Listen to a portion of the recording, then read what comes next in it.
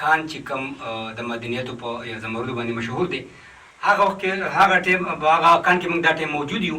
زموږ ته په یو ټنل کې هم راته نشي وي، تاسو ته موږ هغه ټنل وښو چې په کومو سختو کې په کومو مشکلاتو کې دا خلک کار کوي او دلته کې د خپلې مزدورۍ دپاره راغلي دي او دا غرونه کټ کوي په دې پسې چې به یو دانه هغو ته میلاو شي او د هغو د زندګۍ هغه ژوند پرې روان شي.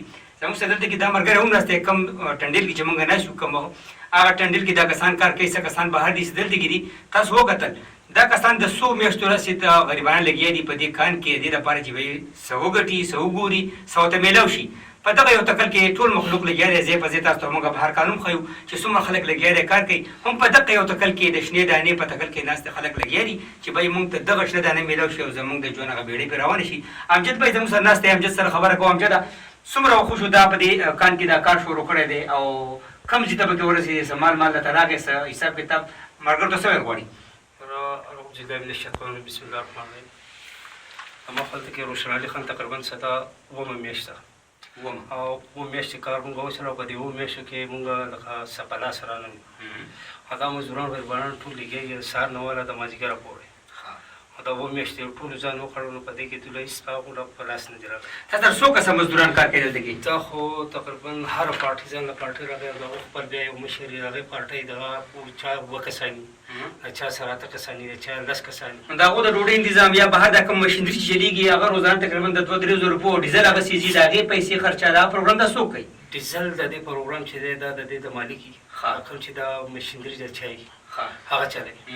بیا دوی له چې روټۍ موټۍ کې مزدور له ورکوي نو په دې باندې پیسه باندې ورکوي، پیسه باندې دا روټۍ دوی له په دې باندې ورکوي چې کله دا اووه مزدوران دي نو چې کله مال ورته راشي نو په اتمه حصه باندې هغه د هغه د روټۍ پیسې دې کټ کړي او نور چې مال رانغی او دغه رانغی مزدورانو کار پس کړو نو روټۍ هغه پیسې چې هغه لاړې سلیپ شوي.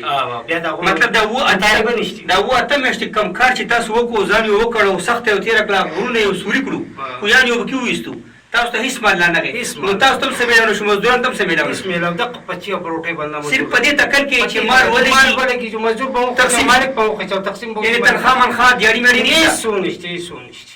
قدرمن تاسو ګورئ چې په دغه تکل کې نه تنخوا شته نه دیاړي شته، خو هر سړی بس په دې کې دی چې بهی که سره ووتو د مزدور به هم وشي، د مالک به هم وشي. که راونه وتو نو دا اووه میاشتې اته میاشتې هر څومره چې دوی خپل کوششونه کوي لګیا دي نو هغه ځای ځي.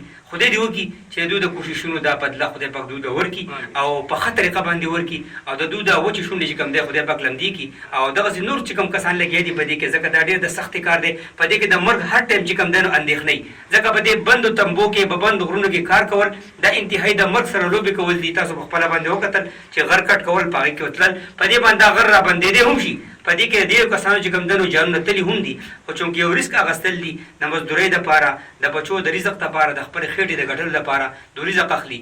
نو زموږ دا دعا ده چې خدای پاک دوی ته چې کوم دی دوی ته محنت سیله ورکړي او دوی د محنتونو چې کوم دی نو هغه ځای لاړ نه شي.